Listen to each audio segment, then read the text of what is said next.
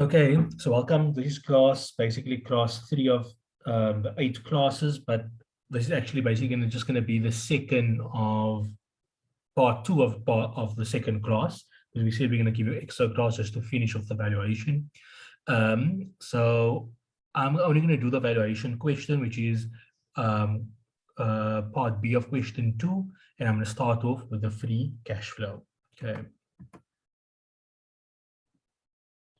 So Q2.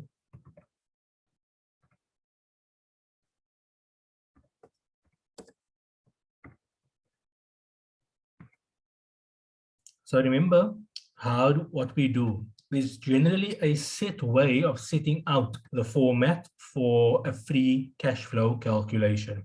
Okay, so there's a set format of calculating your free cash flow. So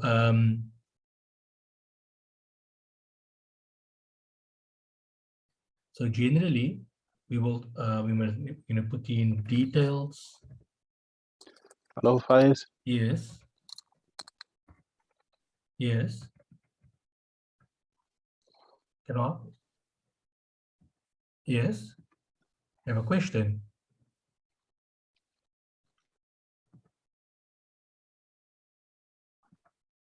Can you hear me? I can hear you. Yeah. So who asked something? Tinashe?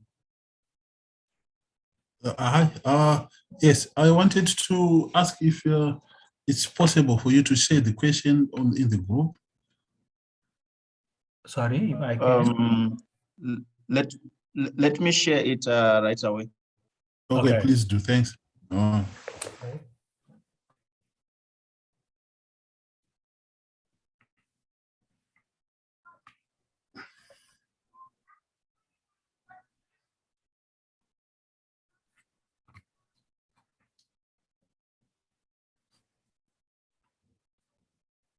Okay, I will continue along. So remember, we're going to have your details. You're going to have a details column. You're going to have year 0, and then you're going to have the explicit period. The explicit period in an exam is generally the period where you see the financial statements given. Okay, but to understand it, the explicit period is the period where you can forecast accurately, or as far as possible, accurately as possible, your financials. Okay, so for your explicit period, you like to have as long as possible, like 10, 15 years. But what you should know, in reality, no one can really forecast 10 and 15 years. Okay, so that is one of the problems with free cash flow. Although free cash flow is great in that it takes into account cash flows from operations, but the issue with it is that you have to forecast, and no one can really forecast accurately. So just from a technical point of view, your explicit period is the period of your forecast period as far as possible. Okay, so for our purpose, how we identify it is the financials given, or they're telling you if they're telling you after year 3, the growth rate is constant. So whenever the growth rate becomes constant, the year before that is your end of your explicit period. Okay, so just take note of that. So in our case, year 3, we have 3 years of forecasting, and in the question, somewhere in the question, I can't remember where, they told us from year 4 onwards, the growth rate will be constant for the foreseeable future. So that's telling us that the explicit period ends in year 3. Okay, so that's very important. So like I said, sometimes the explicit period ends in year 3, but what happens? They add an extra year, and there's a mathematical reason for it. Okay, but usually you just stop after the explicit period. You don't still add the extra year. So you need to find that out. When do you add it? When do you don't? Like I said, for our purposes, if they don't tell us anything, we stop after for the explicit period. If they want us to add an extra year after the explicit period, they will tell us add an extra year. Okay, so I never saw that in the previous question, yet they went an extra year. So you just need to find out. In this question, the explicit period is 3 years, and they stop after 3 years. They don't add an extra year. So like I said, they need to be a little bit more clear, because there's not like a rule to say you must add an extra year. Okay. So now, when you do a valuation question and it's free cash flow valuation, you will generally start with operating profit. The reason why I want to start with operating profit is because you want an operating number. Okay, so it's best to start off with an operating number. You want an operating number, but what type of operating number do you want? You want a cash operating number. This here is an accounting operating number. It is a profit number. So remember, we want operating, but we don't want operating profit. We want cash operations. And what you know, when it comes to accounting has some non-cash flow items, so we have to remove it. So it is best to start with the operating profit number, because you want a cash operating number. But they can tell you which number you must start with. So for example, if you must read you must go through any textbook, they're going to start off with that number, right? And generally in the real world as well, they will start off with this number, because many financial statements have this number in the income statement. Okay, so basically every financial statements would have an operating number, because they know that's an important number for the users of financial statements. So that is why you can generally always start with this number. But like I said, an exam can tell you which number to start off with. So for example, UNISA generally tell their students to start off with profit before tax. And there's a reason why, because there's some adjustments they want students to make. And by telling you to start with profit before tax, they can test whether students know which adjustments to make and why. So just be aware of that. Because they're not telling us, we can start with what is easiest for us. So what do? We will just start off with operating profit. Okay. Then we will make the necessary adjustments. Okay. So the adjustments we will make is, are the following. So basically, we would actually have over here tax on operating profit. Okay, so generally you would have it over here, tax on operating profit. But you guys, the way your solutions does it, they don't do it yet. They first do all the adjustments. So that's okay, because perhaps your tax treatment is different to the tax treatment by us. So that is why you first make the non-cash flow adjustments. So you adjust for depreciation. So generally what we do, we will take operating profit and we will say tax on operating profit. Then we do the necessary non-cash flow adjustments. But what do? You take operating profit, then you make the necessary non-cash flow adjustments. Then lastly, you do tax on operating profit. So that's okay, because it all just depends on what is your tax treatment. So I will do it the way you guys do it. Okay, so like I said, if you must go through your UNISA paper, this will most likely be over there. Okay, so just be aware of that. So what's important, you need to ask yourself, so it's obviously depending on the tax treatment where you do the tax calculation. Okay, so just be aware of that. So typically, you start off with operating profit. We can get that from the financial statements. Then we make depreciation adjustment. Why are we doing the depreciation adjustment? It is because depreciation is non-cash flow and we're trying to get to a cash operating number. Okay, so we're happy with that. We will put in the numbers now. I just want to do this first. Then let's have a look at what's in the income statement. So let's go to the income statement. So go on your question paper. You can see we have revenue, we have operating expenses, we have depreciation, and we have operating profit. Okay, so we're going to start off with the operating profit. The operating profit forecast for 2015, 2016, and 2017. So the 27090, the 27500, and the 28590. So let's quickly just plug that in.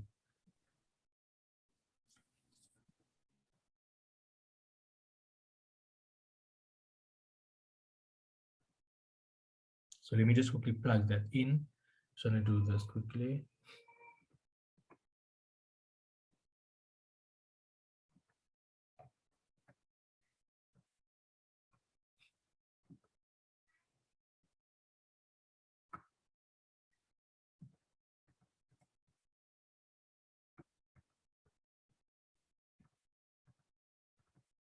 So the operating profit, we will start in year one. You might just make sure that I put in the numbers correctly. 27090. I think the next one was 27500. And then what was the other one? 28590. 28590. Okay, so we're starting with that number. Now, what do we know? Included in operating profit is depreciation, right? But we don't want depreciation because depreciation is a non-cash flow number. So we're going to put in the number. So in 2015, it is 26280, 26280. Then it is 26940. Then it is, I don't know what's the next one, 26940, 27480, 27480. So now when you do adjustment, you just put in the number. Then you must ask yourself, must you leave it positive or must you make it negative? Okay, so remember, included in operating profit is depreciation, and you don't want depreciation there, so you need to remove depreciation. The way you remove something is by doing the opposite. So you ask yourself, what did depreciation do to operating profit? Depreciation is an expense. An expense decreases profit. So you don't want it over there. So to remove it, you must add it back. Okay, so that is why we're adding it back. So just take a note of that.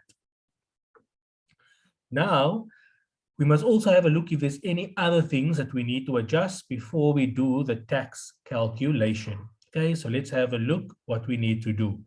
So you can see under operating, included in operating profit is revenue, is operating expenses, is depreciation. We dealt with depreciation. With operating expenses, you can see there's a note number 1. So we need to go look at note number 1 to see if there's any adjustment we need to make. So in note number 1, they say the following: the operating expenses for the 2014 year include the remuneration paid to the management team that founded CC and who were required to remain in the employ of the company until the end of 2014. Their remuneration was approximately 2.5 million less in aggregate during the 2014 than the amount that a similar management team would have been paid at market rates. This has been taken into account in the forecast figures. Okay, so we don't have to adjust for anything of that. Okay, so let's just have a look of anything else. Provisions. Okay.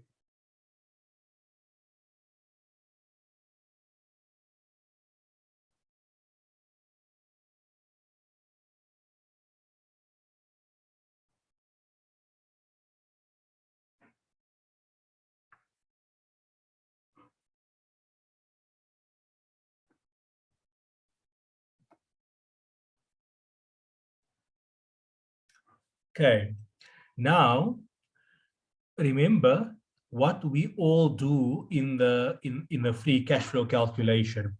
So if I just want to do, I just want to show you something quickly for free cash flow calculation. So remember how we do a free cash flow. We have details. We have year 0. We have year 1. We have year 2, and we have year 3. We'll generally start off with operating profit. We would add back depreciation. Okay, And then I'm just gonna do here other adjustments. We must do other adjustments, and then we will do tax on operating profit. Okay, so this will give us a cash flow number. Okay. Okay, you don't actually have to do that. You have to do that here. Then what we will do, you can get a cash flow number if you want to, but the next thing you will do is gonna say change in working capital, and then we will have capital expenditure. Okay, or what you guys call, I'll just put it there as well. So I was gonna call it CapEx. Okay, so capital expenditure, what you guys call asset replacement costs. Okay, same thing. Now, working capital is going to be your non-current, your current assets and your current liabilities that form part of operations. Okay, so remember, it's your current assets and your current liabilities that form part of your operations. And now we're going to go to the incomes. We're going to go to the balance sheet to have a look which ones will be included. Your CapEx refers to your non-current assets, typically your PPE that is used in operation. So for example, Coca-Cola, without all the machinery, they won't be able to produce Coke. So therefore, the machinery, which will be classified as PPE, will form part of your free cash flow calculation because it is needed for operations. Any other non-current asset that is not needed for operations won't be included over here. Okay, now here's an important thing that you need to take note. So let's go to the balance sheet, look at your question paper, and let's go to the balance sheet. So on the balance sheet, under current assets, you can see there is inventory, there's biological assets, there's trade and other receivables, and there's cash and cash equivalents. Inventory, biological assets, and trade and other receivables, those numbers will generally be included in your change in working capital. Cash and cash equivalents, you must have a look. What do they say about cash and cash equivalents? If cash and cash equivalents forms part of operations, then you include it. If it does not form part of operations, then you must not include it. Okay, so generally you will have cash in your bank and you'll earn interest. The interest income, how do you treat the interest income? If the cash and cash equivalents relates to operations, then the interest income must form part of your operating profit. If the cash and cash equivalents does not form part of operations, then you will not include the interest income in your operations. So in this scenario, cash and cash equivalents do form part of operations. Therefore, the interest income will be included in our free cash flow calculation. And I'll show you just now. Then under current liabilities, you can see here's a current portion of interest-bearing loan, right? Interest-bearing borrowings. Now remember, interest-bearing borrowings is not part of operations, so we won't include this in our, whatever it's called. We won't include it in our, what did I want to say? We won't include it in our working capital. Then we have trade and other payables and provisions that will be included in our working capital. However, what's important to take note, trade payables, inventory, biological assets, and trade receivables does not draw tax implications, where provisions do draw a tax implication. So therefore, we won't include provisions as part of working capital because working capital does not have a tax implication, where provisions will have a tax implication. So therefore, we need to show it separately. Okay, so that's very important to take note. So what we will do is the following. So because provisions, although it is part of working capital, but because working capital don't have tax implications, we won't include provisions under working capital. We will include in provisions under other adjustments. Okay, so if I go to this calculation over here, the other adjustment, the specific name is going to be movement or change in, I'm going to call it change in provision. Like when we talk about working capital, we don't say working capital, we say change in working capital or movement in working capital. So provision forms part of working capital, but because provision draws a tax implication, we show it separately. Okay. So anything that draws a tax implication will be above tax on operating profit. Okay, so that's very important to take note. Then over here, what you should know is what I wanted to show you.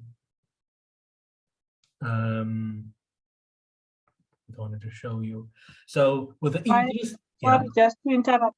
Sorry to interject. When you say attract tax, what does that mean? What do you mean? I'm going to explain to you now. Okay.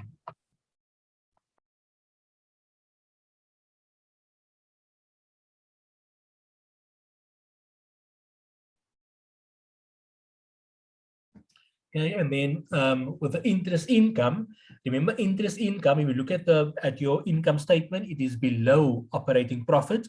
But we need to include it in operating profit because the interest income is from the cash and cash equivalents, and the cash and cash equivalents is what I wanted to say now, and the cash and cash equivalents is an operating. Okay, so it's important to take note.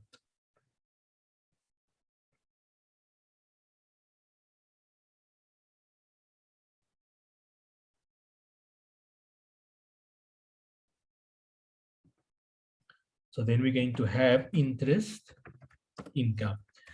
Take note, we're only showing interest income over here because the interest income relates to operations. What does it relate to? It relates to income earned from cash and cash equivalents.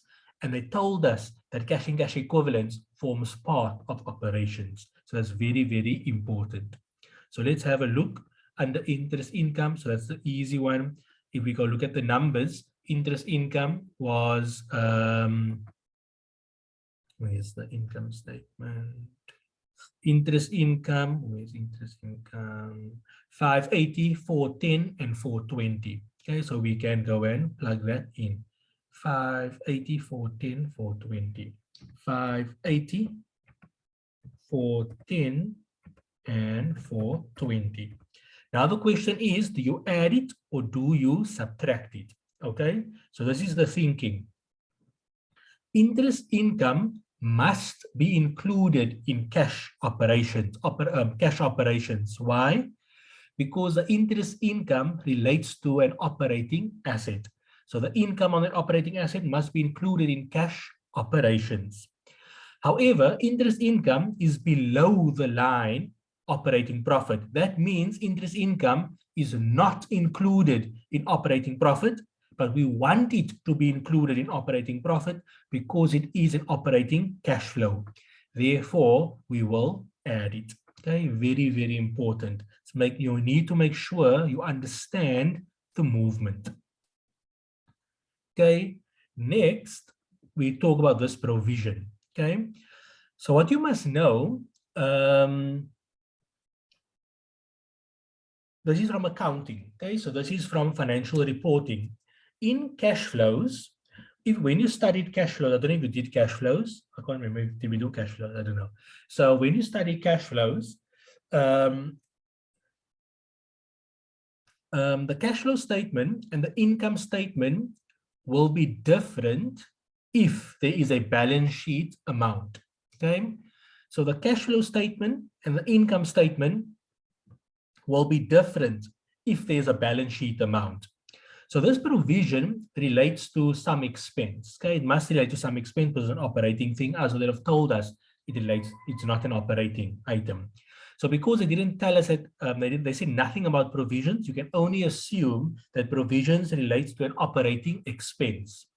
So included in operating profit is an operating expense that created a provision.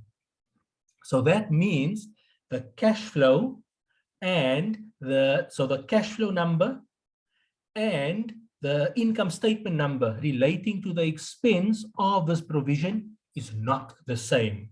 So to make it the same, we need to bring this adjustment of the balance sheet. So this is a typical, we need to bring in the movement of the balance sheet in order to adjust for the cash amount. So that is typical cash flows, okay? Now, because the income statement expense is different to the cash flow expense, as a result, there would be a difference in tax. So that is why we would have to bring it into account over here. I don't know if that explains it. Yes, it does. Okay, so let's have a look. What is this number?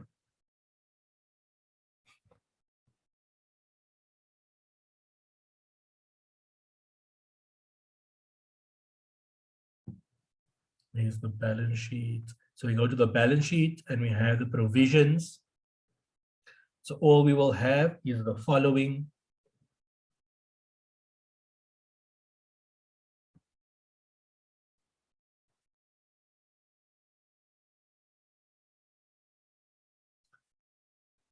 So you must take the movement, very important. So the way you're going to do the movement, you say 2015 minus 2014. You say 2015 minus 2014. So 2015 for the provision on the balance sheet is 5130.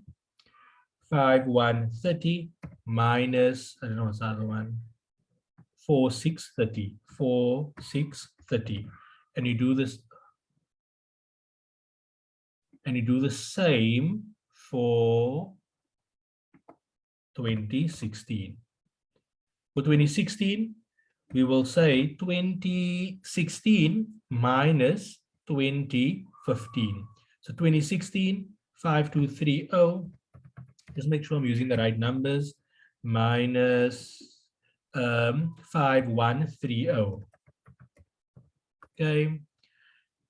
And then we do the same when it comes to 2017. So in 2017, it is what's 2017? 5390 equal 2017 5390. What was 2016 again?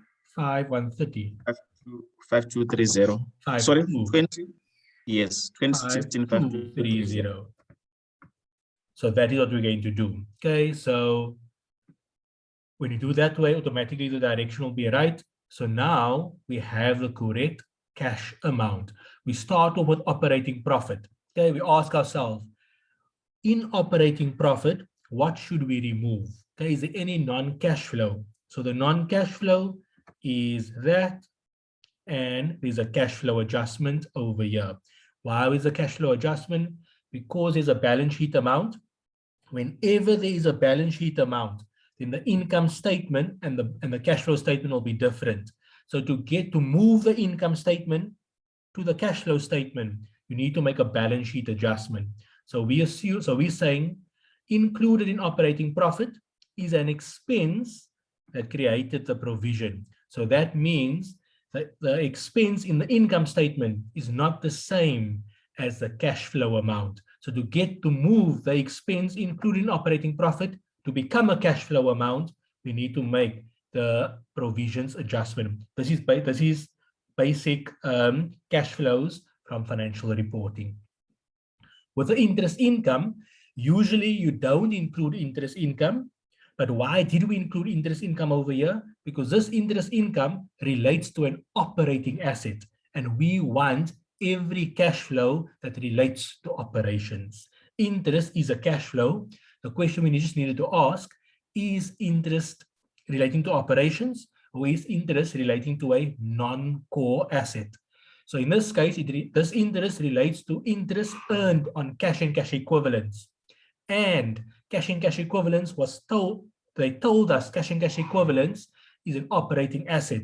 Therefore, the income is an operating income. So we need to bring it in. Why are we bringing it in? Because interest income is not included in operating profit. We want it to be included. So therefore, we brought it in. Okay, now we must do tax on operating profit. So let's go see what did they say about tax.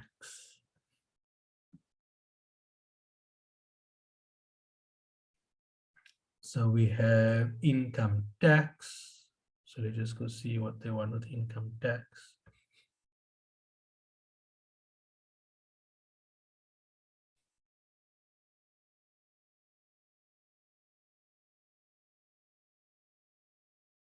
Yes, they're not telling us income tax, there's no notes.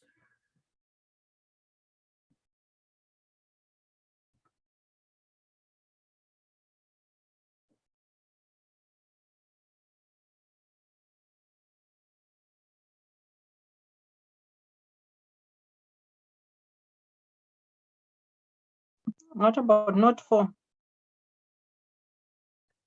What is your tax rate usually? 25.75, but now it's 24.72. What about, so let's see if I can see it in this question quickly. Oh, this is a South African question. We just see if there's a tax rate anyway. Should have been 28%. This, I don't see a tax rate anyway. Yeah, I think the assumption is 28% because it's talking of rand. We're talking of, It's talking of rand amount. yeah, so it must be 28%. I don't see anything else. I'm going to check the balance sheet.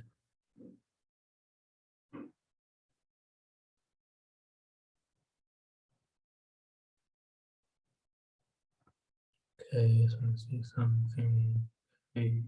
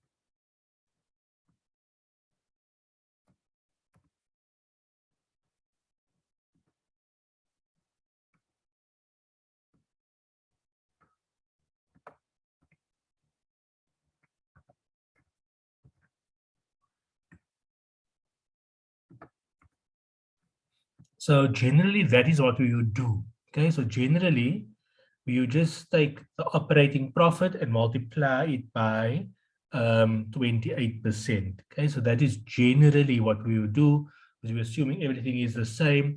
So we want to just get the tax on operations, so we'll do that. But that is not what you guys have been, what the solution is doing. I'll tell you what the solution is doing now. So I'm just going to do a working I'm just going to do a working and I'm going to show you what the solution is doing. And you can follow that. That is also an okay way of doing it. Only problem is, the only problem with that is that we are assuming that all the tax relates to operations, which is not necessarily true. But it's also okay to do it. So generally what you do, because you want the tax on this, you'll do a new tax calculation, okay? But we will just do how they would do it, which is totally okay, at least for academic purposes.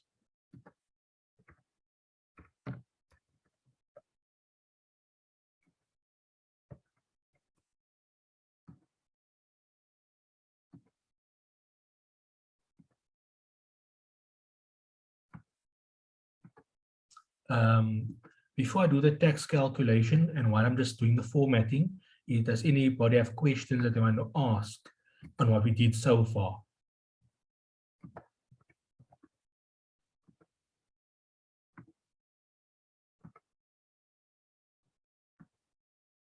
Justin, Taurai, Tinashe, Walter, Wellington, any question?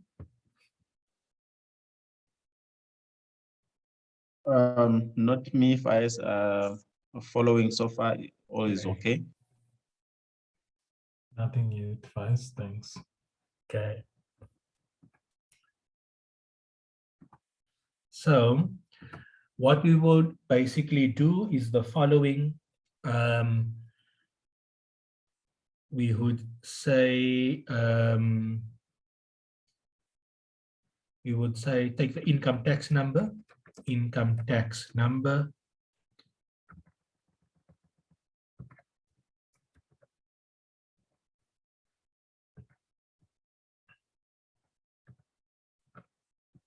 Okay, so we'll take the income tax number. So whatever that was, income tax.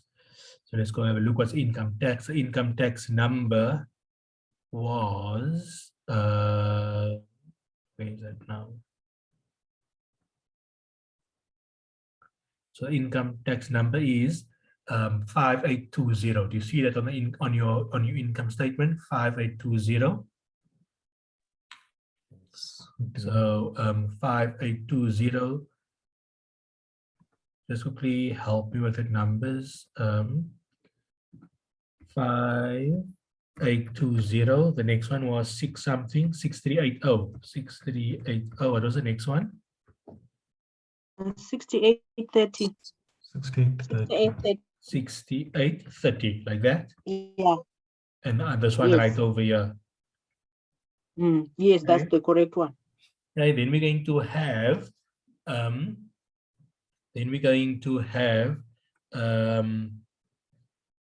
opening deferred tax, and you're going to have closing deferred tax. Okay, so all we're going to do is the following.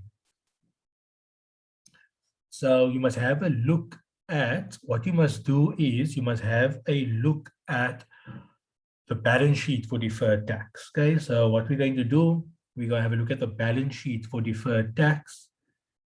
So because deferred tax can be an asset or a liability, deferred tax can be an asset or a liability, you first need to identify what it is. Is it an asset or is it a liability? Okay, so we're going to do 2015. Okay, so the closing balance would be 2015. The opening balance would be 2014. For 2016, the closing balance would be 2016 and the opening balance would be 2015. For 2017, the closing balance would be 2017 and the opening balance would be 2016. Okay, so just take note of that. So looking at 2015, in 2015, do we have a deferred tax liability or do we have a deferred tax asset? So you can have a look under 2015, we have a deferred tax liability. Okay, so let's go and put it in. So we have a deferred tax liability. So under closing balance, we have a deferred tax liability. So I'm going to say, what was it now? 3590. 3590. Ignore the direction for now. Okay, we're just going to plug in the number. Okay, so 3590. Then in 2016, it's also a liability, and it is 3660. 3660. But you must keep track it's a liability. Okay, so this is a liability, and that is a liability. Okay, and then the last one is also a liability of 3770. 3770. So this is how you think about it. Okay, we're going to deal with the opening balance just now, just with the closing balance for now. The way you want to think about it is as follows. When we created the journal entry, in order to have had, so remember the deferred tax works as follows. One part of the journal entry goes to deferred tax, and the other part of the journal entry goes to income tax. So if we have a liability, so the closing balance is a liability. If you have a liability, that means liabilities increased. On which side does a liability increase? A liability increases on the credit side. So we would have, just as a sideline, I'm going to delete this again. So we would have debit, credit. Okay, we would have had credit, deferred tax, and this is SFP, and we'd have credited for 2015. I'm only going to do 2015, 3590. Okay, we'd have credited. Okay, I'm just making it up that it's 3590, assuming there was no opening balance. Okay, so remember, obviously, this is not, you don't put in the full 3590, you only put in the movement. Okay, but let's just assume the opening balance was 0. Okay, I'm just well, I'm assuming that. I just want to bring the thinking across. So remember, because we have a liability, that means we said credit liability. For every credit, so if we have a liability, we mean liability increase, liability increases on the credit side. Okay. So for every credit, there must be a debit. The debit will be over here, and the debit, the opposite of deferred tax, always goes to income tax. Okay. So from an accounting perspective, it's a little bit more, you need to be a bit more careful, but just to keep it simple, the income tax is going to P&L. Okay, and like I said, we're assuming the opening balance is 0, so the full amount goes there. So this is the important part. What's happening to income tax? We are debiting income tax. Income tax is an expense. When you debit an expense, you are increasing the expense. Okay, so included in that expense is the deferred tax. Okay, so what you must know, the income tax that is included in this 5.8 is partly from deferred tax. Now, deferred tax is a non-cash flow, so therefore we need to remove the cash flow.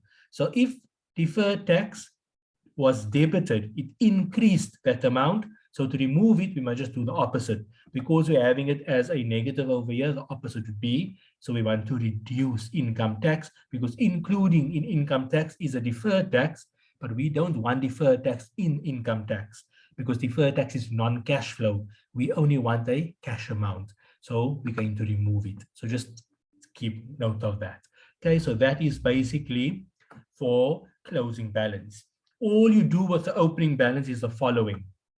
The opening balance for 2016 will be the opposite of the closing balance of the prior year. Okay, so all I'm going to do is that. That's all I'm going to do. I must still deal with this one over here, highlighted in orange. I'll deal with it now. So basically, excluding that one now, we'll fix it up just now. I just want to deal with this for now. So cash income tax is basically going to be the sum of this. So remember, the first one, year one, is still wrong, because we must still bring in that other amount, but all the others would be fine. So all of these other ones will be fine. Okay, so just take note of that. So now we're going to deal with that other one now.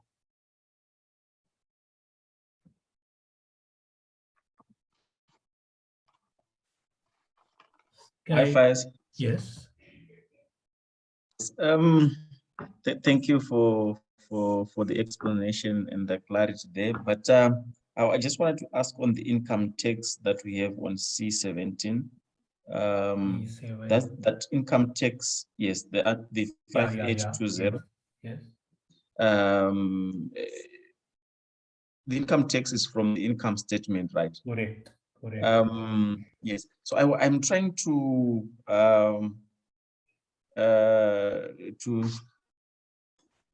kind of understand how the income tax from the income statement will have a deferred tax balance if it is not the income tax is supposed to be in the balance sheet. Yeah, so remember, so I get your point. So what you must know, we're doing, you can see we have an opening balance and a closing balance. So the opening balance and the closing balance gives you the income statement movement relating to deferred tax. Okay. Oh yes. Okay. Yeah. Thank you. Got that. Okay. Okay, now we must still deal with this one over here. Okay, the opening balance. So the opening balance, as you can see over here, the opening balance and the closing balance is in the opposite direction. Can you see that? Opening and closing is in opposite direction, and that is totally correct if both balances are liabilities or if both balances are assets. So over here, the closing balance is a liability, but if you look at 2015, 2015's opening balance is 2014's closing balance. But 2014's closing balance was an asset. So therefore, it will be in the same direction. Okay, so just keep note of that. So over here, that balance was, I think, 500. Let me just see quickly, what was it now? Yeah, 500. So here we'll put 500, it'll be in the same direction. The reason why it's going to be in the same direction because one is an asset and one is a liability. Okay, so just keep note of that. You can go try to figure out the explanation. If you don't still know, you can ask me, then I'll explain. But try to figure out on your own how come it makes sense. Okay, using this explanation over here. Using the same thinking that I did over here. Okay, so all we're going to do, we're going to bring it in, the cash income tax amount. So please take note that question that Justin just asked now, that's it's a good question, very important. So we are bringing in the income statement amount by taking the opening and the closing. So the opening and the closing gives you the income statement movement. Okay, so that was a very good question. So take note, we use the balance sheet amounts in order to get the movement.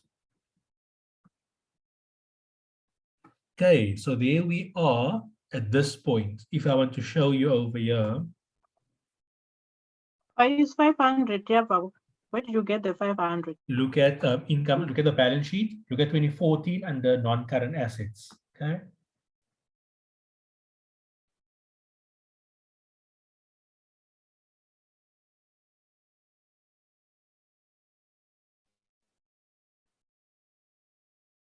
You see it?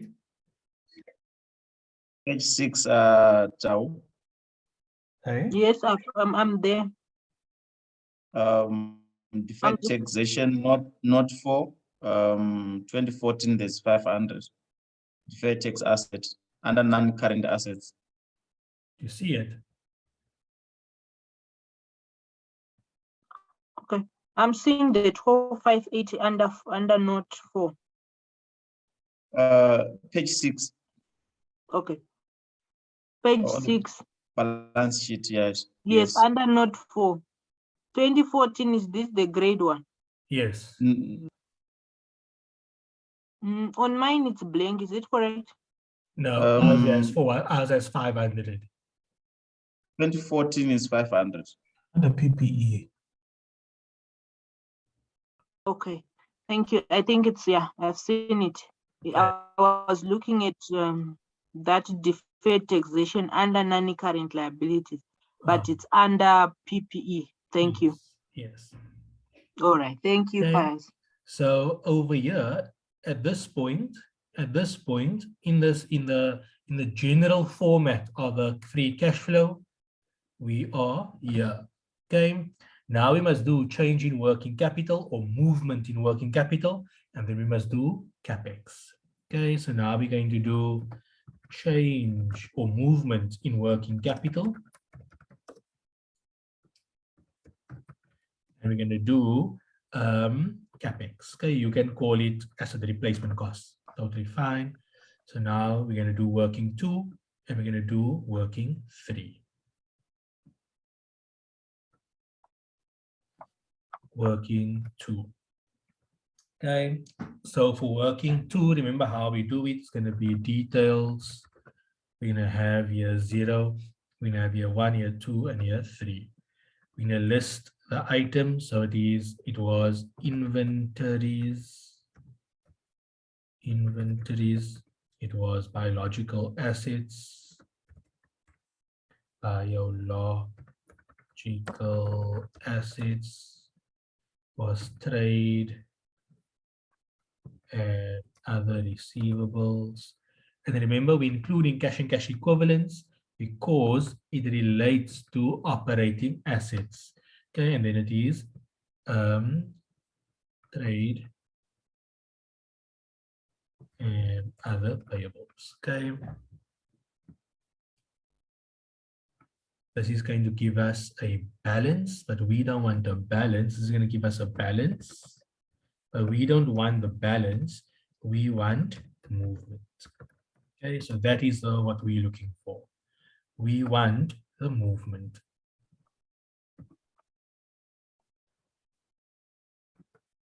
Okay. Faiz, just a quick one.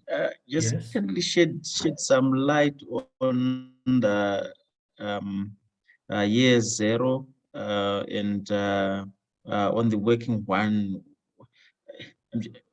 on the working capital, on the working 2? Why do we always start with year 0 there?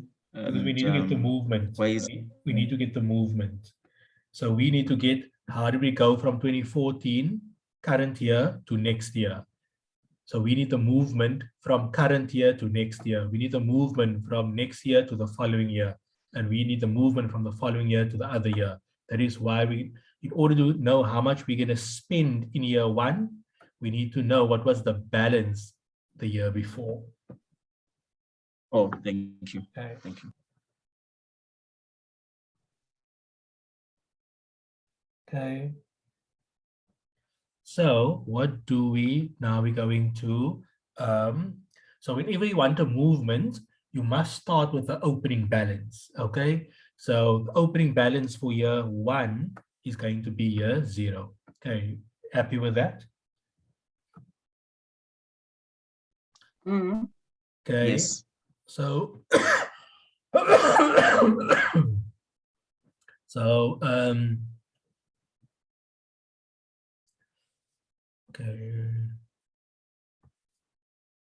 I'm not going to list everything because they're giving us a total. Okay, so they're giving us a current assets total. So there's no need to actually list everything individually. Let me just go back. So let me do this. Okay, there was no need to actually list. There was no need to list inventory, biological, trade, and other receivables because all of them are included. And they're giving us current assets balance. Okay, so we can just plug that in. So current assets is, so current assets, I'll go read quickly note number 6. I'm going to read note number 2. I'm going to read note number 6, and I'm going to read note number 7. I just want to see what they have to say. So in note number 2, they're telling you cash and cash equivalents reflect operating cash requirements. So therefore, must be included. Okay, note number 6 says biological assets, breeding, okay, we need it as part of our production. Note number 7. When the financial manager submitted the financial information to OPM, back office indicated a major, okay, the customer comprised 4%.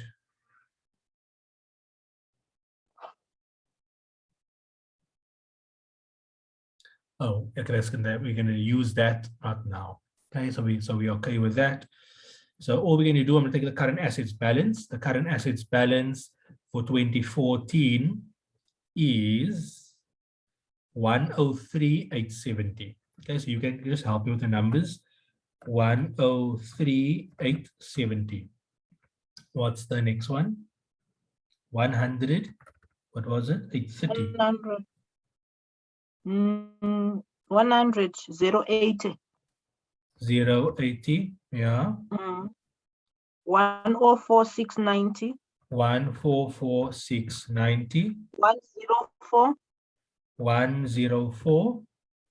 690. 690, like that. Yes, 106, the last one. Oh, wait, okay, wait, I got it wrong. Wait, 104, Yes, you 690, and then 690. Yes. 106, Then that one 760. 760. like that. Yes. Okay.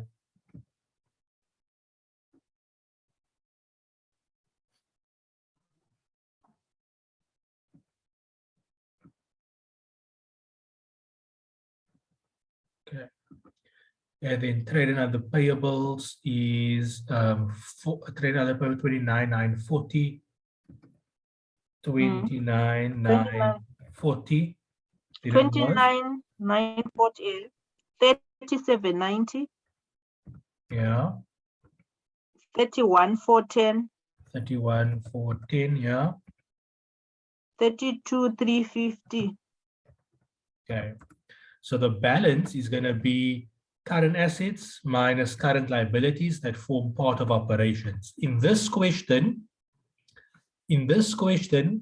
all the current assets was formed part of operations. So take note, cash and cash equivalents don't always form part. We only included trade and other payables, because remember we included provisions separately, so don't include provisions again. Okay, so that's the balance. But we don't want the balance. We want the movement. So all you just do with the movement, you just say closing balance minus opening balance. Okay, closing balance minus opening balance, and I go plug that in.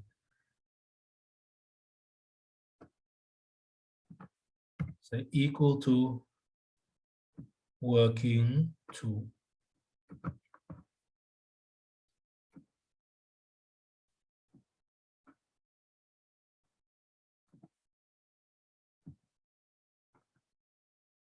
Okay, now we must do the capex.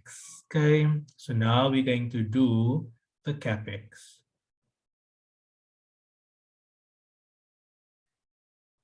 So there's a way you would usually work this out. So there's a way you would usually work this out. So let's just quickly have a look. IFIs, can you kindly take the screen to the working to just a little bit? I just need to. Sure.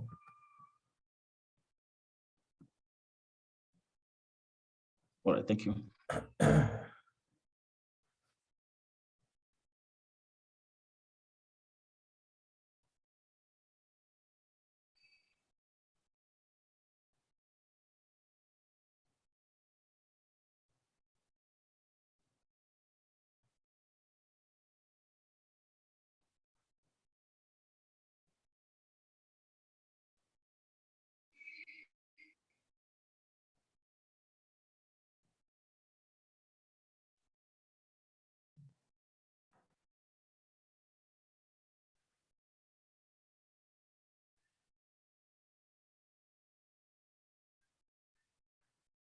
Can I move on?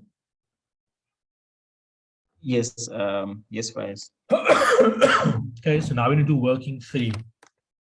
So for working three, if you picture a T account for PPE, PPE is an asset, so you'd have an opening balance and you'd have a closing balance. Then you ask yourself, how can PPE increase? PPE on a very basic level, PPE increases through purchases. Now we want purchases, so that's going to be the missing figure.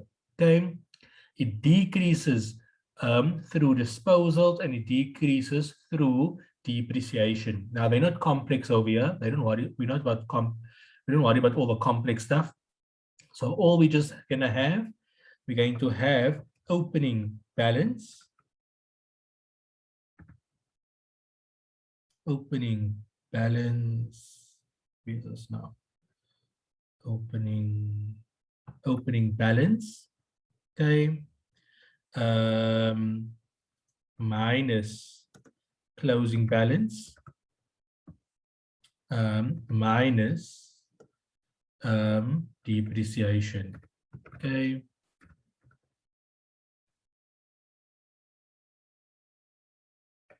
Let me show you actually what we're trying to get to. I'm going to show you quickly. So we have a T account. I'm just going to do it here on the side quickly so you can just see.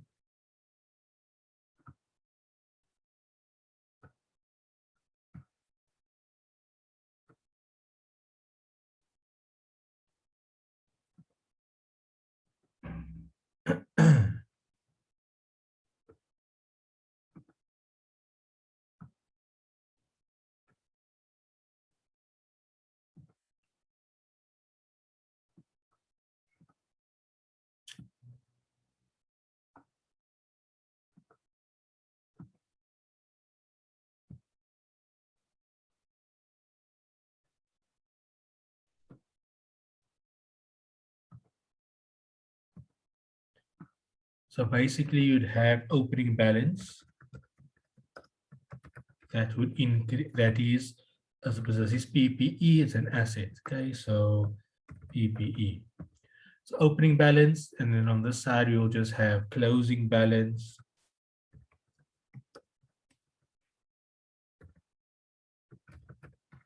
Okay, and then obviously we'll have like a balance over here.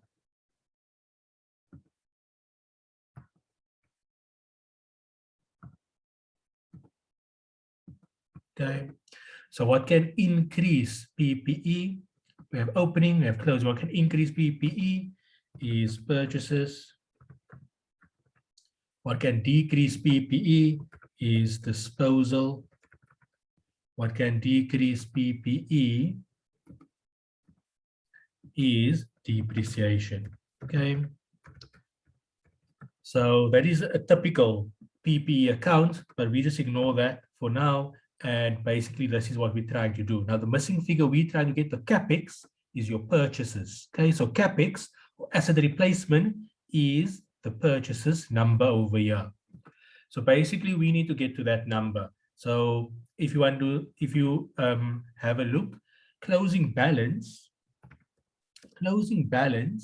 equals opening balance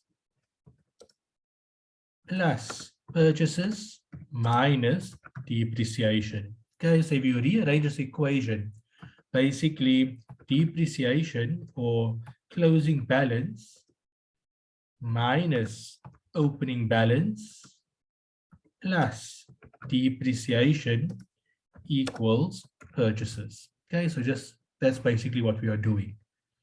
So we are trying to get to purchases.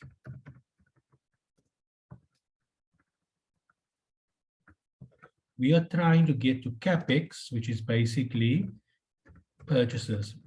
More technically correct, it is net purchases, because remember, it is whenever we left out disposal, but just we're not going to go too much technicalities. So basically, we use a formula. It is closing balance minus opening balance plus depreciation. Okay.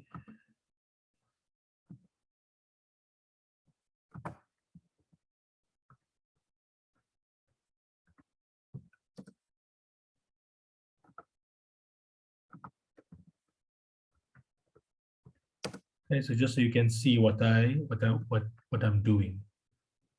So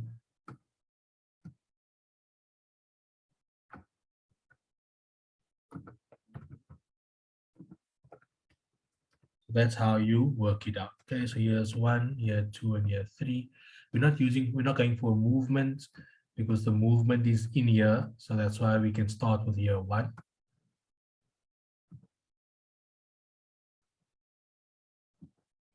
So the closing balance of PPE, the closing balance of PPE is 179,630, and so in year 1 the closing balance 179, what was it now, 179,630. The opening balance is, remember, it's a negative, so it's minus. Opening balance will be 2014's number 175, 180. Now remember, this opening balance is just going to be last year's closing balance. Okay, so just be aware of that. So I'm going to say equal negative last year's closing balance.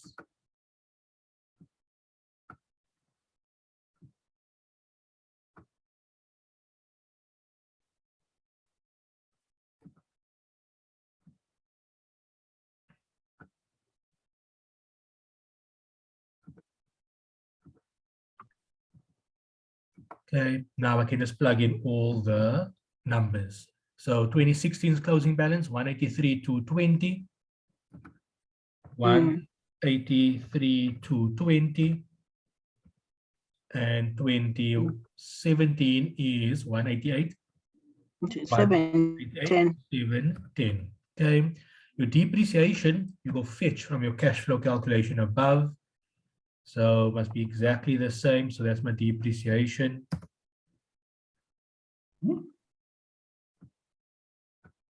So if I add this up, whatever this comes, this is my expenditure. Okay. So my purchases is that. Remember, when you buy something, it's going to be, must be an outflow. So we must say negative that number. Okay, so it must be negative that number. Because we're spending that, we're buying.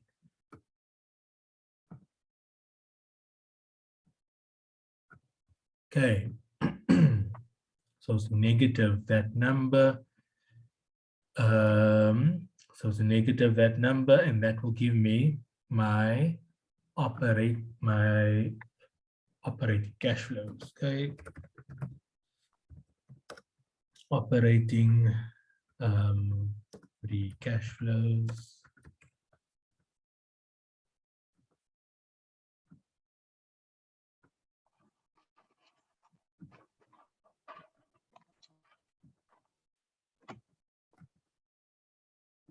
So if I add this up,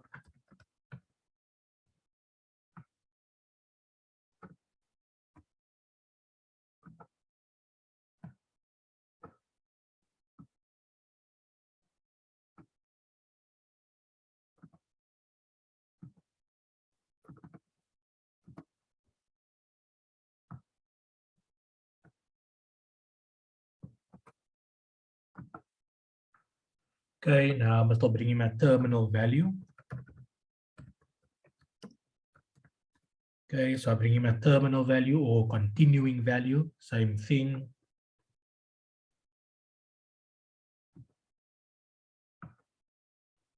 Okay, so then we have free cash flows. Then we're going to have discount rate, and then we're going to have value of operations. Then you must add all your assets. So I'm just going to do I'm going to say add assets. We obviously have to list the individual assets, but just for now, add non-core assets.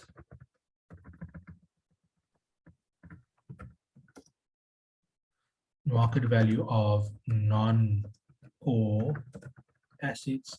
So for example, we go to the balance sheet.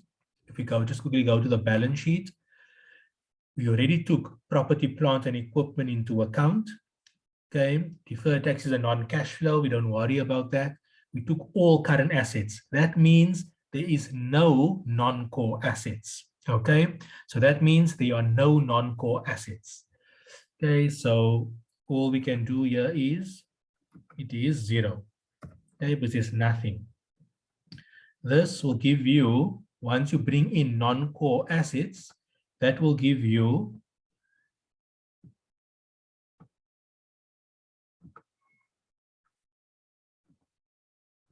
once you do the non-core assets,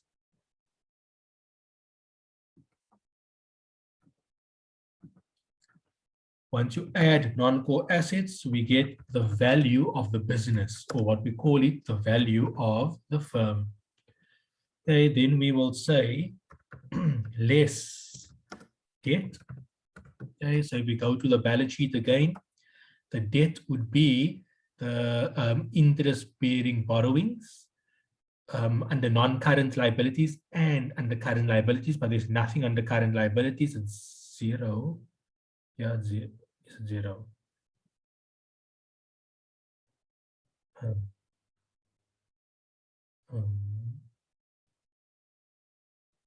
Let me just have a look. Current liabilities. We always have to have a look at that. Okay. And then, yeah, so that's basically, it's going to be the interest-bearing borrowings that we need to bring in. So the debt is interest-bearing borrowings, the current portion as well as the non-current portion. Okay, so that's very important. interest bearing borrowings. So under equity, you must check if there's any preference shares. Okay, so there's no preference shares, everything relates to ordinary equity. So that's fine. Now, once you subtract that, this is going to give us the value of equity. That's what we want. Value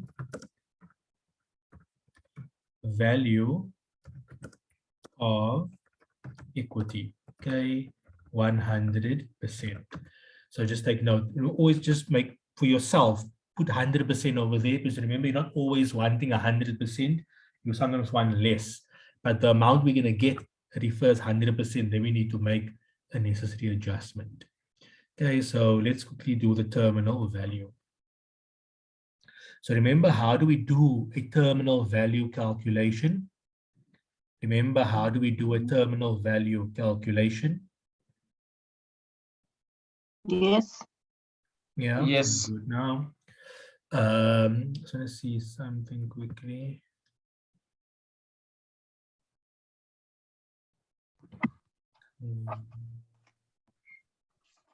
I'm gonna see now. What was I looking for? Okay, terminal value.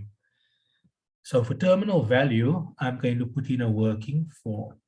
Okay.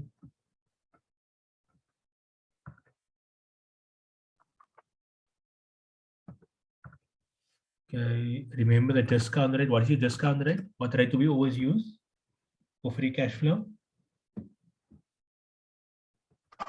We were not given. What? No, but what rate must we use for free cash flow? We usually use discount.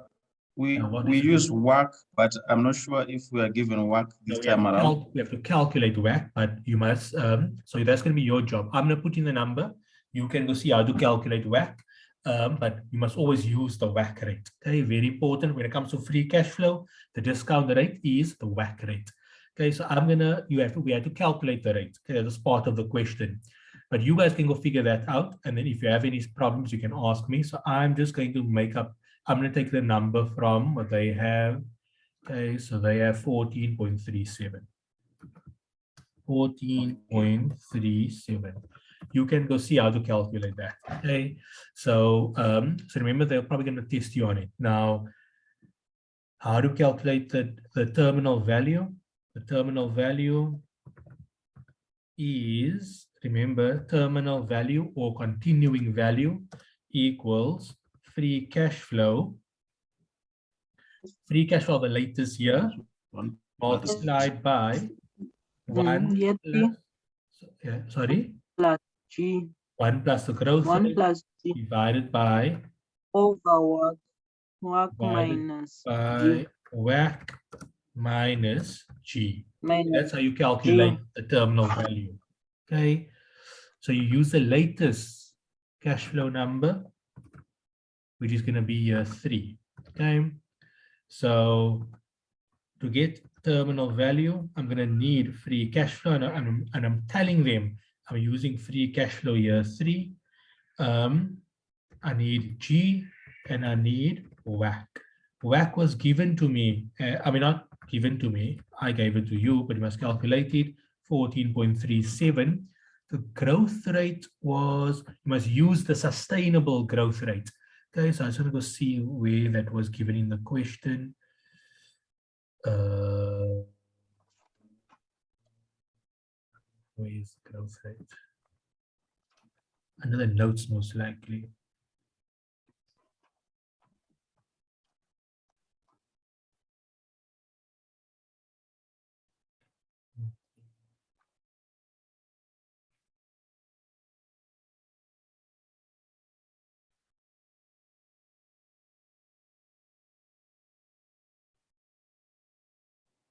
I think it should be on page.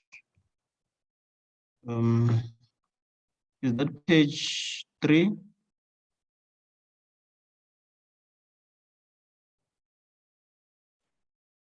Page 3. Let's see. Just above the heading surprise visits during the year. Where do you see page number? Surprise visit.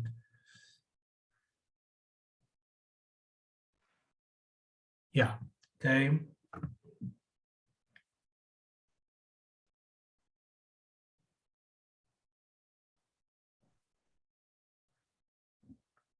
Okay, so sustainable, yeah, so the 6%. Okay, so we're going to use 6%. Okay, so the growth rate for this company is 6%. Okay, just tell me if you found it. And then free cash So, flow here. sorry, Faiz. Yeah, So the 8% is what? 8% Why are we is not? the general South African economy, but the industry we operate in is only 6%. Okay. Oh, okay. Okay. Okay. Thank you. So, and then I used the 18090, which is the free cash flow from the latest year. Okay. That's why I'm putting there free cash flow year 3, so they know where I'm getting it. So my terminal value equals, I'm going to open up bracket and I'm going to say it is free cash flow year 3 multiplied by open bracket 1 plus the growth rate. So remember there's two growth rates, 6% and 8%. I chose 6%, because that's the growth rate of the industry. Okay. Divided by open bracket WACC minus the growth rate close bracket. So my terminal value is that.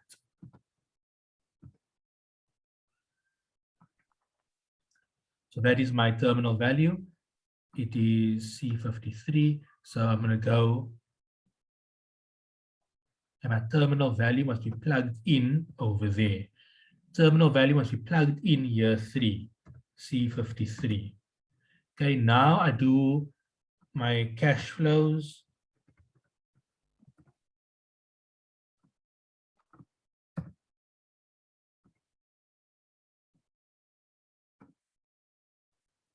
Now I can get the value of operations, which is equal to NPV, open bracket, the rate, and then all the cash flows. So my NPV of the operations is that. Non-core assets is 0. So therefore, I'm going to say that. And then we get the value of debt. They need to get the market value of debt.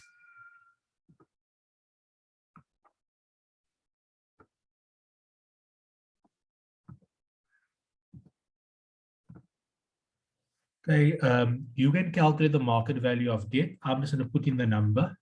You guys can calculate that. Market value of debt. Okay, so I'm just going to go put in the number. So the two things you must go figure out is WACC and the market value of debt. Okay, I'm just going to plug in the number. So I'm going to assume their number is correct. Okay, so once you calculate it and if you get a different number, then we can have a look. Okay, so interest bearing debt, current plus long term, 62,670. 62,670. Okay, so the value of equity will be that sum over there. Okay, so that is the value of equity, 100%. But remember, we're only going to acquire, I think, 60%.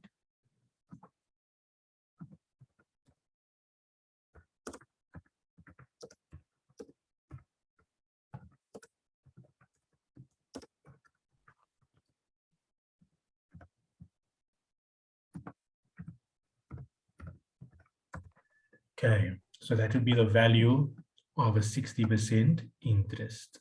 Okay, so the two things you must go do, there's 3 things you must do. So the one is determine WACC. If you have a problem with it, first try it. If you have a problem, you can ask me. Number 2, go calculate the market value of debt. Try to figure it out. Then number 3, just compare my answer with their answer. If there's any differences, bring it to my attention. Then I can see whether I was right or if I was wrong. Okay.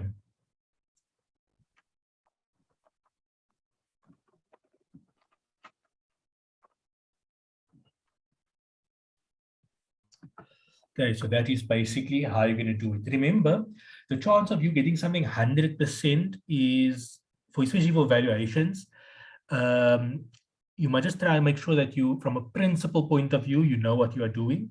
You mustn't be able to just do it mechanically. You must be able to understand why you're doing what you are doing. Okay, so that's the first thing.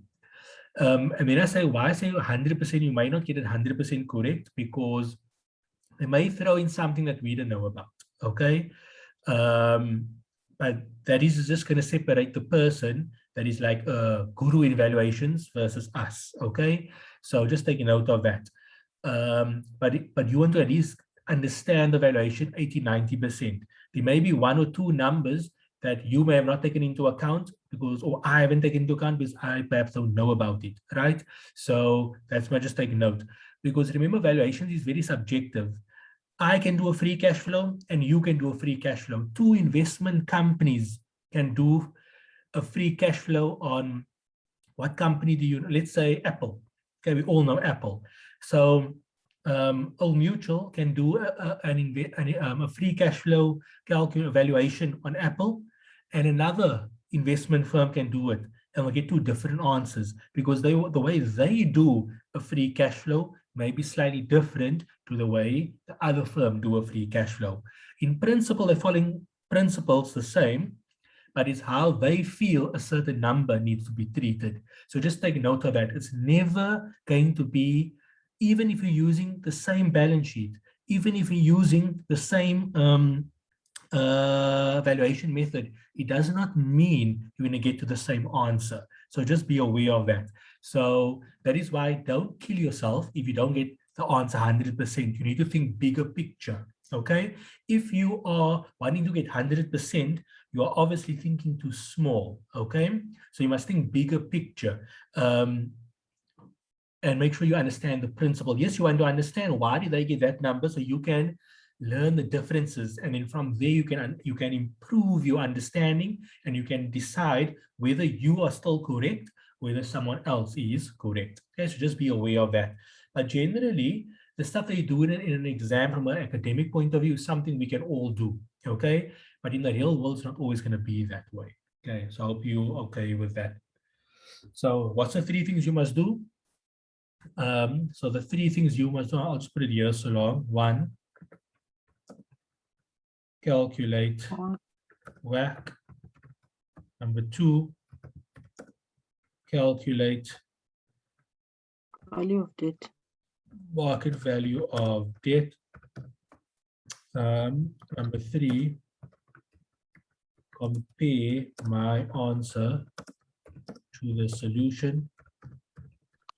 Identify differences. I may have missed something, or I may have not missed something, but just compare and let me know, and then we can see if I missed something, or if I was wrong, or if I was right. Okay. So that is good. You understand that is how you improve your understanding. So now you can see, okay, maybe, so that is also how I used to improve my understanding. I just used to compare. And then I'll say, okay, why did I go wrong? Or why I think I'm right? And that's how I developed my understanding of what you call it. Okay. Okay, so we're happy with that? Any questions? Yes. Any questions? I think I've done guys. Yes. I've done another question when provisions were included in the working capital movement. Yeah, so if you see that is a thing, like when do you not, that's always going to be that kind of thing, right? So that is why what you usually do in evaluation question, whatever you do, you tell them why you are doing it, so that they can decide whether they want to, so they can decide whether they want to give it to you or not. Okay, so I would have just generally put provisions in working capital as well, but I saw they did it other way around. So and that is totally fine with the way they did it. So I just did it that way. So Okay. yes, that is CTA you must get used to. All the solutions is going to be very different. One question is same question, different way of doing it. For example, I remember when I was doing, when I was studying, right? And I was in CTA, and then in a tax TAT. So the way UCT runs it was you have lectures, and then in the evening you have lectures. In the afternoon you had tutorials, right, of the previous week's work. So in the one tax tutorial, I can't remember what the topic was. Like, I wasn't so bright in tax, so I can't remember. But I remember the discussion was caught my attention. But basically, the lecturer explained that for this tax treatment, UCT have their view. The textbook that UCT uses have a different view. SARS have a different view. SARS is our revenue services. CAA have their own view. And all the other universities have a different view. There's 5 different views for the same thing. You just needed to be okay with it. So that their rule was, in the CAA exam, you must answer the way CAA wanted. In a UCT exam, you must answer the way UCT wants it. So you understand, everyone had their own view because it was open to interpretation. Even though the textbook the UCT said we must use for that particular issue, UCT disagreed with the textbook. You understand? So that is just something you needed to be okay with. So that is CTA, and that is the nice part of it. We're not robots. You understand? We're doing things that we're doing accounting treatment that is quite advanced, if I can put it that way, in technicalities. So there's going to be differences. Some stuff there's only one way, but in many things there is more than one way. So it doesn't mean one is right, one is wrong. It's just what you call it. You must get used to that. So in undergrad, maybe, like I used to remember, I used to tutoring first and second years, they want a right or a wrong answer. But when you come to CTA, there's not always going to be one right answer. You understand? So you might just be aware, like, there's many judgments over here, and there can be different types of judgments, and all of them would be okay. So yeah, so like with that provision thing, how do you do it? Oh, who knows, right? Which one really to do? I guess it all really depends on how the tax gets treated. So if you understand it more deeper, the actual question more deeper, then, or like when you do actual valuation in the real world, you will do that kind of analysis, trying to get as close as possible to the more accurate number. Okay. Are we okay with that? Yes, we are. Okay. Yes, Vice. Okay, so so now what we're going to have to do is I'm going to do the PE multiple. So you guys can just try to look at the net asset value calculation, right, method. It's not going to be difficult, because like I told you, I showed you how to do the net asset value. It is fairly straightforward, and you can see if there's anything you want me to explain. Okay, but like I said, you're going to start off with your equity number from the balance sheet, and you're going to make market value adjustments. The way you're going to get the market value adjustments is to read the notes, note 1 to note 7, and see if there's any market value adjustments that you need to make. So you can have a look at that, and if there is any question you have on it, you can let me know. But you mustn't stress about NAV method. It's fairly simple, but you want to be able to do it, because if it does come in, that is generally like easy marks for you. Okay. So let's try and do earnings yield, right? So I mean earnings-based method. So generally the way you're going to do an earnings-based method, we're going to I just want to see what are we going to do. So remember, for earnings-based method, they're basically, so it's earnings multiple. Okay, so there's basically the typical 2 ways of doing an earnings-based. Is going to be the the PE multiple and or the EBITDA multiple. So generally, in most cases, it's going to be the price earnings well, I don't know from your guys' perspective, but here for us, generally, it's going to be price earnings because the EBITDA multiple is not actually, I don't think it's examinable for us. We must know about it, but I don't think it's examinable. I can't now remember. But we're going to have a look which multiple it is. Okay, so that's what we're going to have to try and have a look at.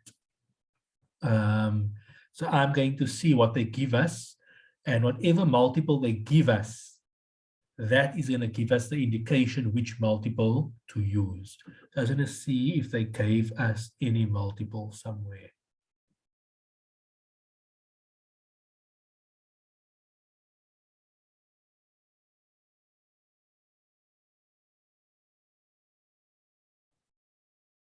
Oh,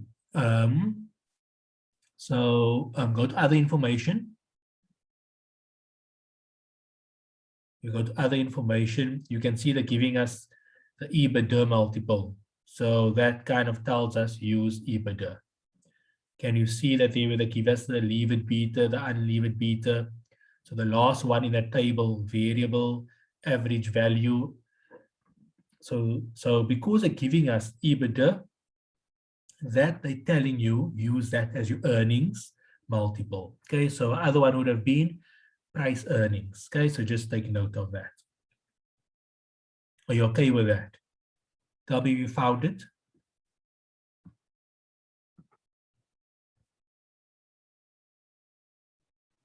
1 minute, Vice. No problem.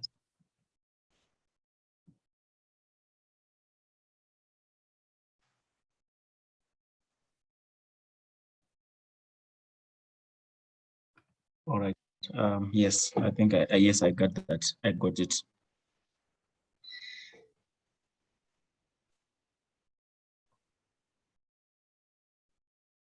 So you just tell me the others got it. I just go to the bathroom quickly. All right. Okay, and then we will go through it. I just want to show you quickly how we're going to go about doing this. I need to go to the bathroom, but I'm going to show you quickly. That's okay.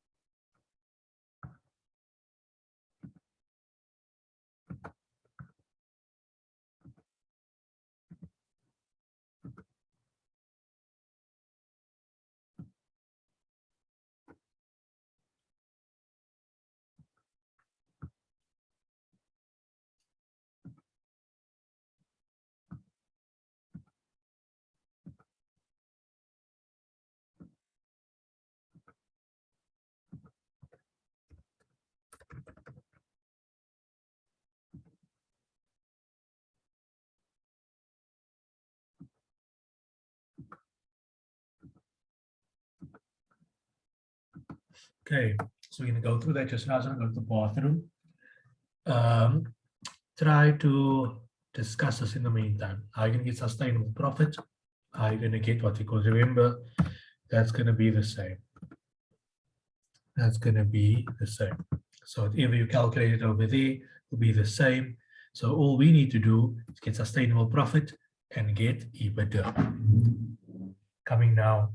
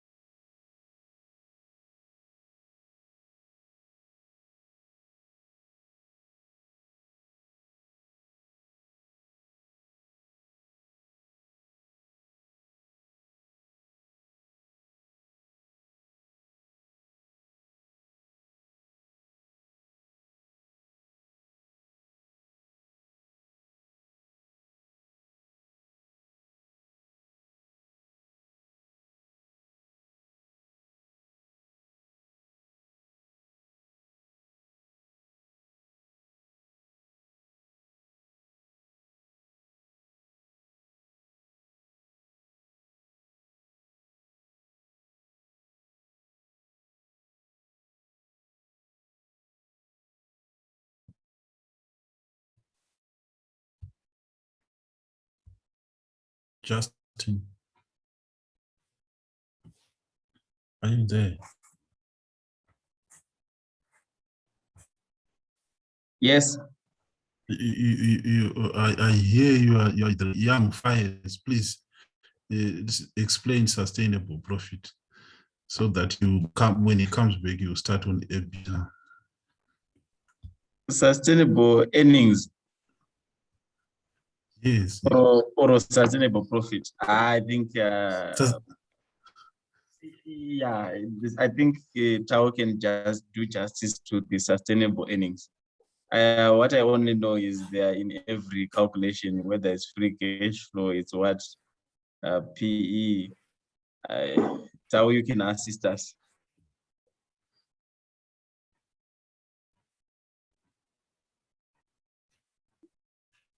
Is Tao there? Yes, I'm there. Yeah. I was thinking with the EBITDA choga. Mm. I noted the one we were given, we're gonna adjust it and it. But I was thinking with you actually the sustainable profit. Don't we need to adjust from the earnings? It's earnings before interest, tax, depreciation, and what? And amortization and it. And yeah, exactly. So ndakandifungidzira kuti iyayo ma-sustainable acho ndo atichabvisa.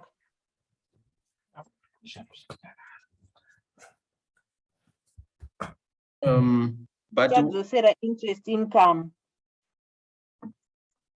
but tanotanga EBITDA yacho iyoyo kuti tiwane, then to adjust a few issues. So because sustainable earnings, it only my calculations are not data. But which ones? Ndo pandikuti inini pa kana tishandisa EBITDA yacho iyoyo handiti tinotoitora toadjust. Okay. Justin, maybe if I could try. Sustainable earnings, isn't it profit adjusted for things that are not that are, like Cash, I think so. for my non-cash, and other things that we don't know, any is it additional revenue or something that we don't earn in the course of the business? I don't know. I'm trying. Maintainable earnings. because ukatarisa kuquestion yedu handiti tina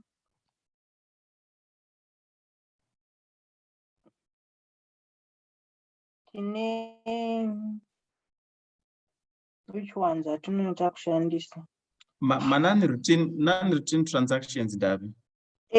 but we'll be using the actual figures, remember. Okay, but we are saying sustainable earnings are non-routine transactions. They are the ones that are not part of the operations. Those are sustainable. Those are sustainable, which are part of the operations. Those are the sustainable earnings. Okay, guys. Okay. Let's try to go through it. Okay. Okay. Remember, IFIS. yeah. Sorry, you came in when we were trying to demystify the term sustainable profit there. We are kind of like having so much interpretations for that term. Would So we can you explain it now through doing the calculation. Oh, thank you. Okay. So remember, you want a profit figure that is sustainable into the future. So what we do is we take the profit figure from the income statement. So if you use a PE multiple, the profit figure will be profit after tax. If you use the EBITDA multiple, it must be profit before interest, tax, depreciation, and amortization. Okay. So what's important, you must get the right starting point. Okay. So for PE multiple, the starting point will be profit before tax. Profit after tax. So for PE multiple, the profit number will be profit after tax. For the EBITDA multiple, the profit number is going to be profit before, so earnings before interest, tax, dividend, interest, tax, depreciation, and amortization. So we must get the starting point right. So the starting point must be earnings before interest, tax, depreciation, and amortization. So basically, to get that number, we start off with operating profit. Now, included in operating profit is depreciation.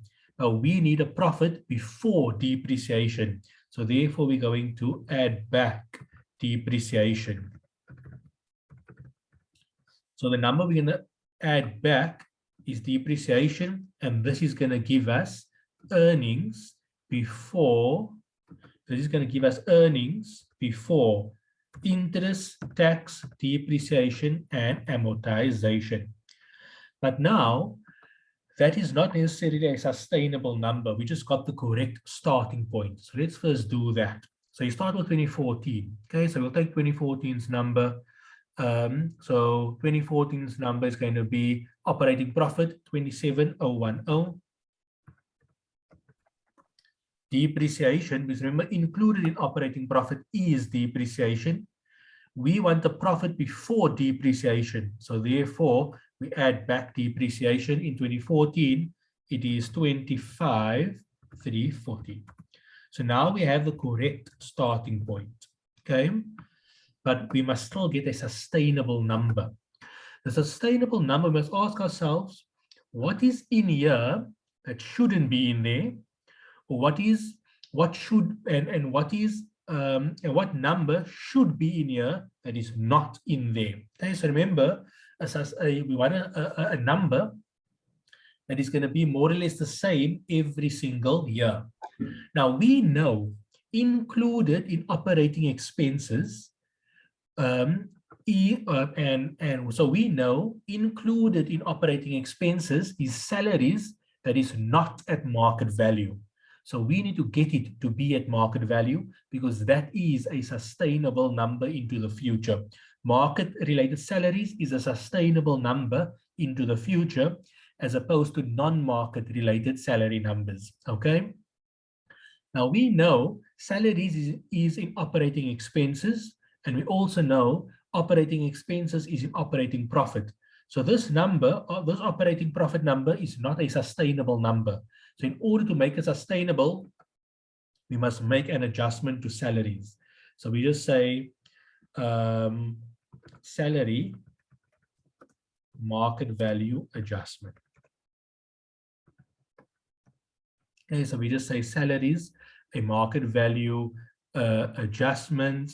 So remember, salaries is lower than market value. So in future, to to get it to market value, we must increase salaries. So to increase salaries, what does it do to profit? It reduces profit. So therefore, we're going to say minus 2.5 million. Okay. Are you happy with that so far?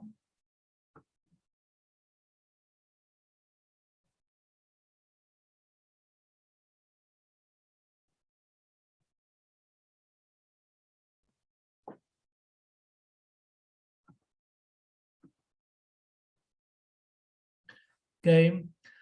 So what is a little bit tricky, which you can maybe argue against, but they include it, so I'll include it, is the interest income. Okay, because remember, we want earnings before interest, tax, depreciation, amortization. But the argument over here is that this interest over here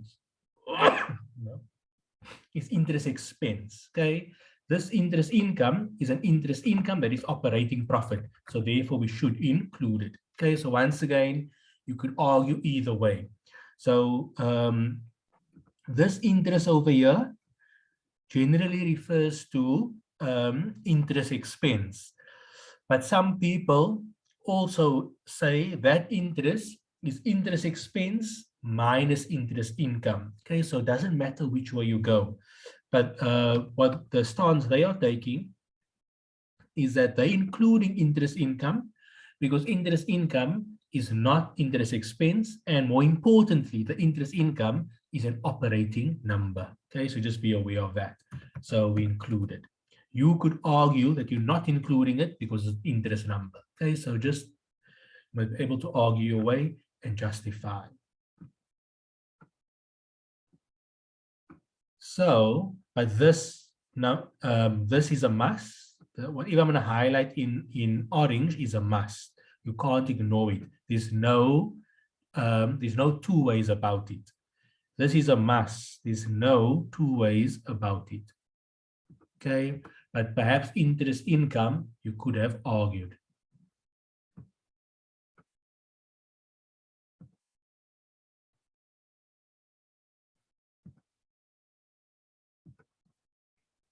So now we're going to have sustainable profit. Okay, so I will say sum. So that is our number.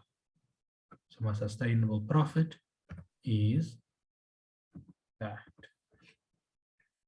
Now I must do working two. So working two,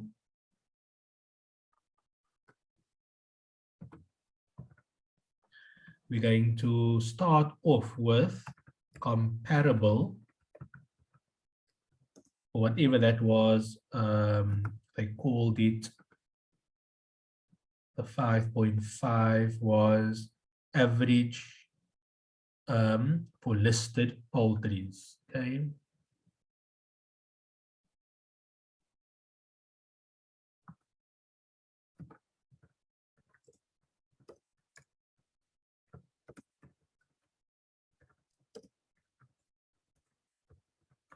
Okay, so the comparable, you always start with a comparable EBITDA. So in this case, the comparable is the average of listed poultry producers. They told us it is 5.5. Now we need to adjust. We need to adjust for differences between the average of the listed poultry producers and our company. Okay, so we need to adjust for differences between the comparable and our company. So it's very important. You must adjust for differences between the comparable and our company. Okay. So adjusted EBITDA, you want to get to that number, and adjusted EBITDA.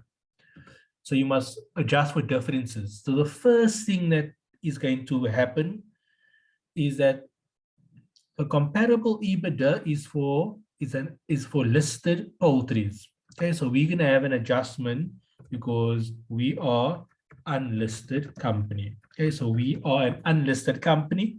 So that's the first difference. First 5.5 relates to listed companies, but we are unlisted. Okay, so that's one difference. Another difference you can adjust for is we dependent on key management. So remember, you could see there's a problem with key every time management are leaving, right? So that shows us there's a problem with key management. Okay, so you can, whatever you want to call it, you just use the word dependent. That's fine. Okay, so we're gonna have to put numbers to it just now. What else can you adjust for? If it's an unlisted company, that's the one thing. So an unlisted company, it means we illiquid. Illiquid means there's no market, right? Because like if you listed, you're on a JSE, then generally you can trade freely, right? But if you're unlisted, you're not on any market, okay? And because you're a private company, remember, it doesn't mean you are unlisted, you are not private, okay? So it doesn't mean you are unlisted, you are private. An unlisted company can be a public company, so just be aware of that, okay? So also because we are a private company. So in South Africa, Pty Ltd means as a private company. So because we are a private company, we lack marketability. Okay, lack marketability. Okay, so once again, you also can't trade freely. Okay, so so just be aware of that. Yeah, but and then just don't forget, because we have a majority, we are acquiring 80%, so a majority interest. Okay, you must make an adjustment for majority interest. Okay, so basically, I just want to put over here that needs to be a positive. Okay, so this needs to be a positive. We're going to put numbers to it now. So I see you guys put numbers to it. If you are dependent on key management, it's a negative. If you're dependent on key management, it's a negative aspect. You're dependent on someone key. You are private, so that's a negative aspect relative to what you call it. And unlisted is also going to be negative. Okay, now let's put numbers to it. So so you can just like memorize, somehow you must try to remember it. So generally, like for our purposes, from like Psycha and so forth, they don't care about putting a number over here. They care about this. This is important to them, the direction, okay? Because the number is very subjective, but the direction is objective, okay? So they just want to see that you're getting the direction right. They don't care about the number. In the real world, you're going to have to figure out the number, but that is a separate issue. So they want to make sure that you're getting the principle right. When you have to do this in the real world, then you can figure out what number to put here. Okay, so that is from a Psycha point of view. So same for our universities. We don't still put a number. All we do that. Okay, but I see you guys put a number. So you kind of gonna have to remember this. Like I said, because we don't have to put a number, we don't have to worry. In the real world, we can go figure it out because there is documentation. Like for example, PwC have a thing for mergers and acquisitions, a document where you can go read up what how much do you apply when there's an unlisted, how much do you apply when there's a private company, and all of those type of stuff, right? So the numbers that your solution is using, they probably took it like from a PwC document or so forth. Okay, so you're gonna have to figure out how you're going to remember it, but you're gonna have to remember it. So for example, for unlisted, they use 25%. So this is most likely in a PwC document. What did they use for key management? For key management or reliance on management, they use a 5%. Okay, reliance on management, they use a 5%. And then for majority interest, what did they use? Okay, they didn't use anything specific. Okay, so these percentages, PwC basically, and I think PwC and I think McKinsey also, they like do studies, right, of mergers and acquisitions. They do like research on it, and they somehow they find out what percentage discount or what percentage premium companies applied when the company was unlisted, when the company was a private, and so forth. And then based on all the research, they basically got a range of what was used when companies did the evaluation, and the company they were buying was listed or whatever. Okay, so this numbers comes basically from that type of research. So it's not thumbs up. It was basically somewhere they probably took it from research. I remember when I was studying, we got the pack of, we got like what we call the PwC document, and then we could see what the percentages were. So obviously it was based on the research. Then it's not like a fixed number. They'll just tell you it ranged between 10 and 15%. It ranged between 20 and 40%. And then they'll tell you generally when it was 40%, these criteria was there. When it was 20%, those criteria was there. And then obviously if it's somewhere in between, you must figure out what you want. So so that is basically how you come up with these percentages. So like I said, because it's not something that is critical, because you can just go read it up if in the real world. So all we needed to do is plug that in. But like I said, you guys need to apply a percentage. So all we're going to do, we know it's negative. So I'm going to say negative. I'm going to say 5.5 multiplied by 25%. Okay, so there we get that. Lack of, they never put a percentage over here. So it's lack of, so you just make it 1. Okay, negative 1. Key management, it's negative. So we say negative that number times 5%. Majority interest, I never put a number. We know it's positive. I'll just say positive 1. Okay, so then I add up. So what do I get? I come to that. So that is my P, my adjusted PE. Okay.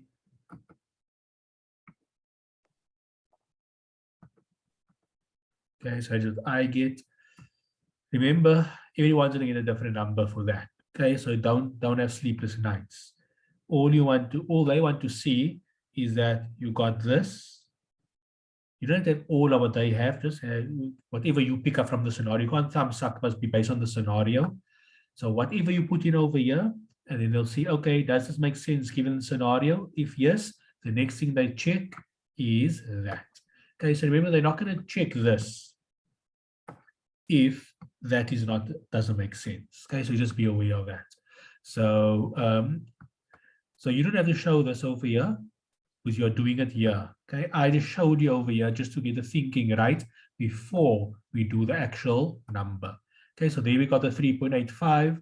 Like I said, it's never going to be the same like the solution, because you don't know what you're going to choose and what the solution is going to choose. So they're never going to be strict on it must come to 3.85. Okay, so whatever their number is probably different to mine, but it's the principle that matters. So I just want you to make sure that you're not fixated on getting the exact answer like the solution, unless that is the only answer. Okay, but because these are judgments, the chance of you getting the same answer as solution is not going to what you call it. Okay, so don't have sleepless nights over those type of things. So now I'm going to say that multiplied by that, I get the number. Now value of equity of 100% is going to be the sum. So my 60% is that.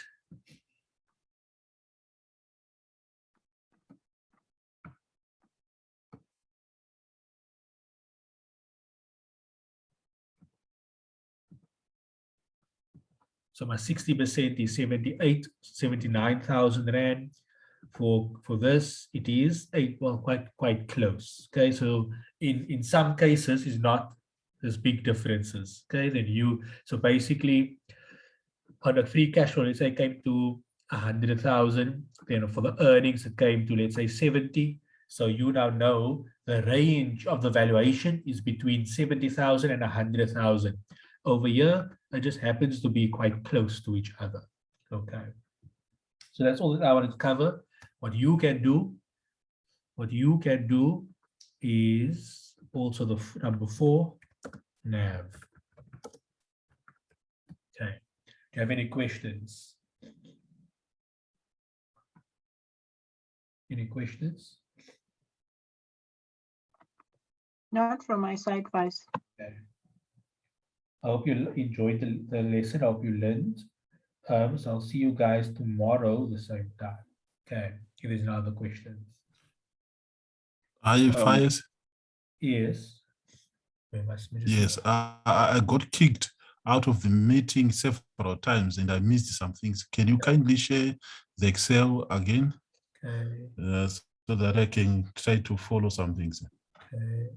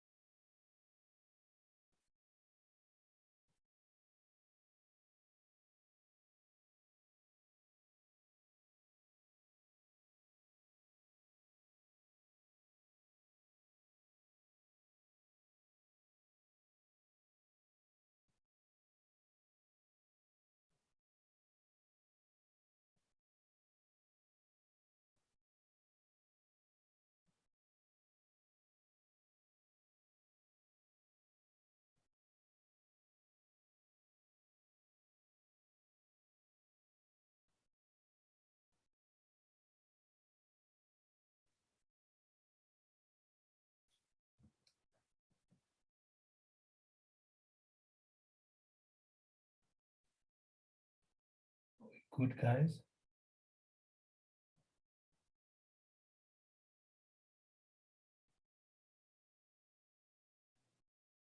Hello, Yes, Faiz. we are.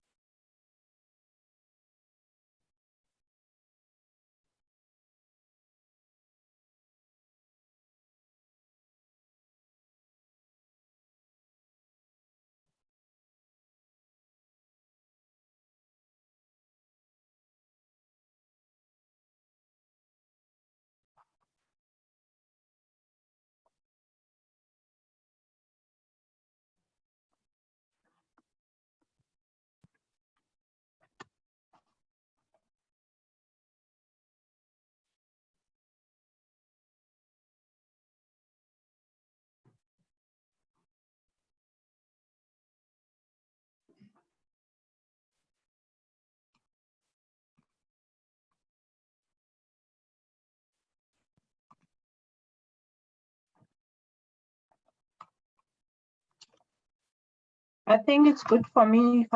Can I just cut? Thank you, Tim. Yeah. Tomorrow. All right. Thank you. I will share this with you guys tomorrow. Okay. All right, thanks, Faiz. Okay. Bye. Thanks, Faiz. All right, so I'm remaining behind. Yeah. Okay. Okay.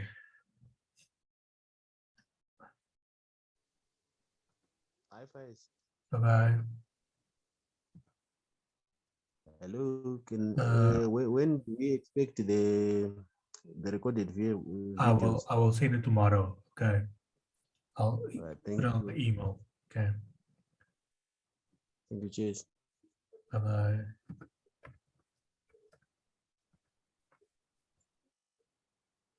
We're not going to get that thing. All right.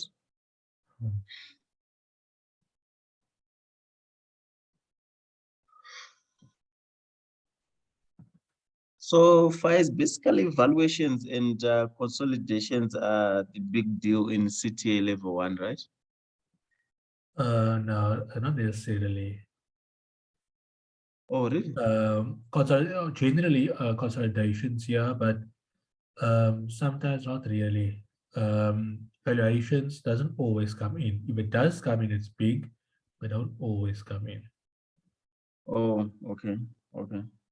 Okay, so I'm going to share with you quickly. Like I don't see any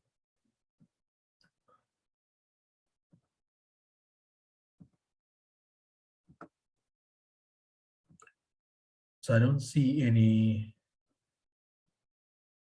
groups. Okay, on question 20, IFRS 310, 5. So okay, there's that IFRS 3 and 10. Okay, that's about Yes. it. And then Bond oil. that's all. Okay. So you want to do that one? Yes, I think let's can we maybe rush quickly to where the question is, but I think that's the one. Yes, that's definitely the one. Let's see quickly.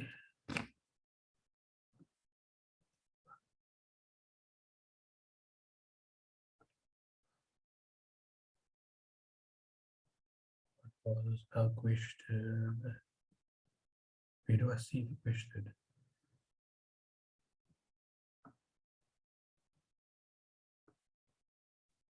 -19. So the next one. That's question 19. Okay.